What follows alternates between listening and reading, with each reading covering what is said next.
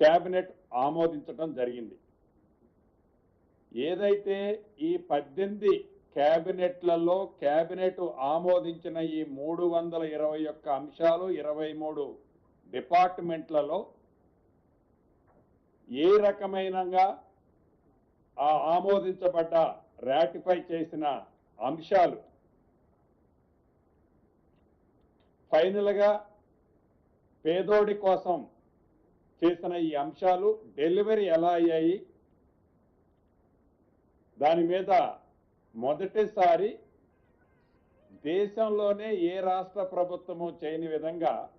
ఈ 18 కేబినెట్లో అప్రూవ్ చేసిన అన్ని అంశాల మీద క్షుణ్ణంగా అంశాల వారీగా ఇంప్లిమెంటేషన్ ఎలా జరిగింది అనేది ప్రధానంగా ఈరోజు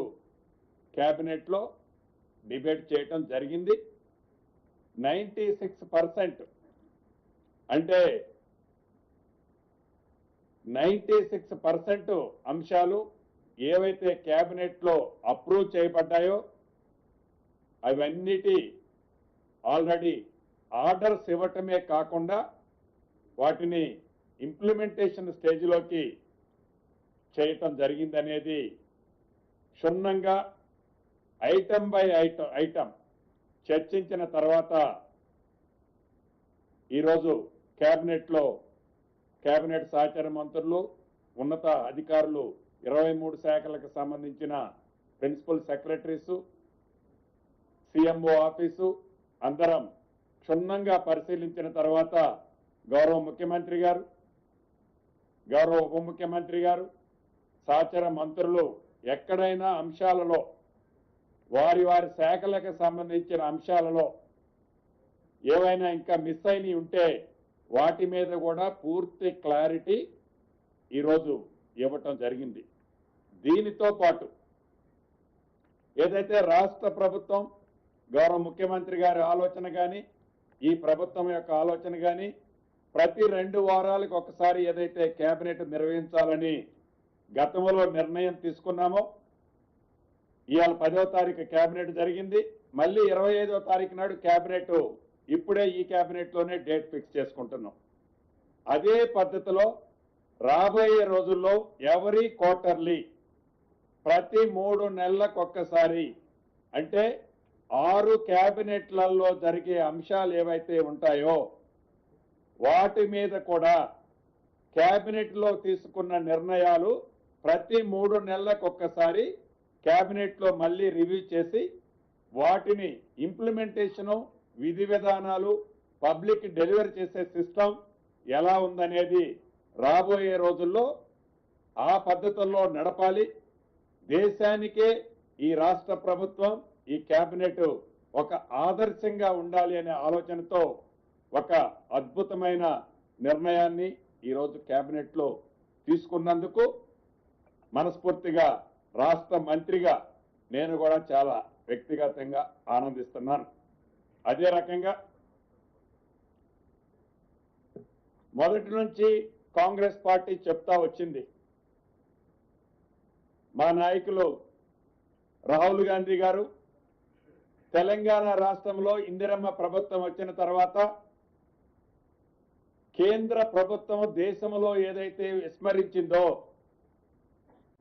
ఆ విస్మరించిన దాన్ని తెలంగాణ రాష్ట్రంలో మోడల్గా కులగణన చేస్తామని చెప్పి దాన్ని సక్సెస్ఫుల్గా కులగణన చేయటమే కాకుండా ఆనాడు సంగారెడ్డి బహిరంగ సభలో, కామారెడ్డి బహిరంగ సభలో మా నాయకులు చెప్పినట్లు ఆనాడు పెద్దల పొన్నం గారు కానీ మిగతా మా బీసీ నాయకులందరూ ఆ సభలో ఉన్నారు. అన్నట్లు తప్పకుండా కాంగ్రెస్ పార్టీ ఇందిరమ్మ ప్రభుత్వం అధికారంలోకి వచ్చిన తర్వాత రోల్ మోడల్గా, పైలట్గా తెలంగాణ రాష్ట్రంలో 42% బీసీలకి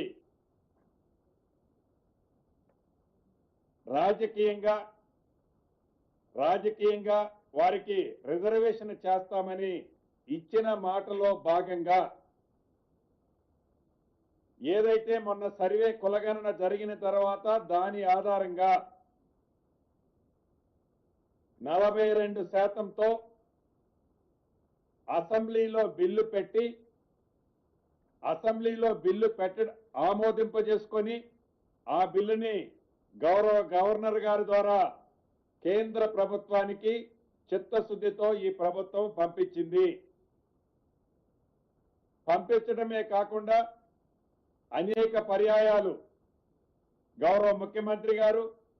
మా బీసీ శాఖ మంత్రి వర్యులు, మిగతా సహచర మంత్రులు ఢిల్లీ పోయినప్పుడల్లా కూడా ఈ అంశం మీద అక్కడ సంబంధిత అధికారులతో, సంబంధిత మంత్రులతో అనేక పర్యాయాలు చర్చించారు. దాని మీద వారు ఎన్నో కొర్రెలు రాస్తూ వచ్చి డ్రాగన్ చేసే కార్యక్రమాన్ని చేపట్టారు. అయినా కూడా ఈరోజు కేబినెట్ కి గౌరవ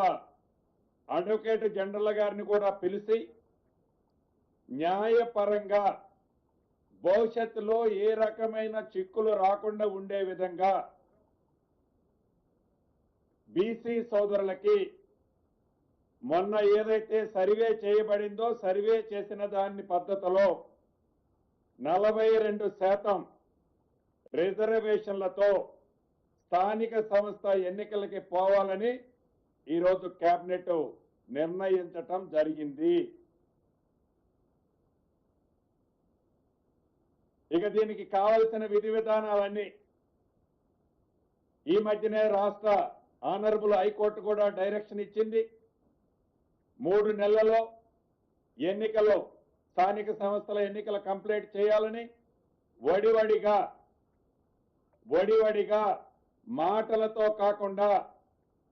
చిత్తశుద్ధితో లీగల్ గా అడ్వకేట్ జనరల్ గారు లాంటి అనుభవజ్ఞుల సూచనలు, సలహాలు తీసుకొని ఈ ప్రభుత్వం ఏదైతే డెడికేషన్ కమిషన్ వేశారో వారి ద్వారా రిజర్వేషన్లు ఇతరత్ర ప్రాసెస్ చేస్తూ ఇందిరమ్మ ప్రభుత్వము ఇచ్చిన మాట ప్రకారం 42% బీసీ సోదరులకి రిజర్వేషన్ ఇస్తూ స్థానిక సంస్థల ఎన్నికలకు పోవాలని నిర్ణయించినందుకు దాని మీద మా బీసీ మంత్రులు మళ్ళీ నేను మాట్లాడిన తర్వాత వారు కూడా మాట్లాడతారు. నా పక్షాన్ని కూడా రాష్ట్ర ప్రభుత్వాన్ని, గౌరవ ముఖ్యమంత్రి గారిని అభినందిస్తున్నాను. అదే రకంగా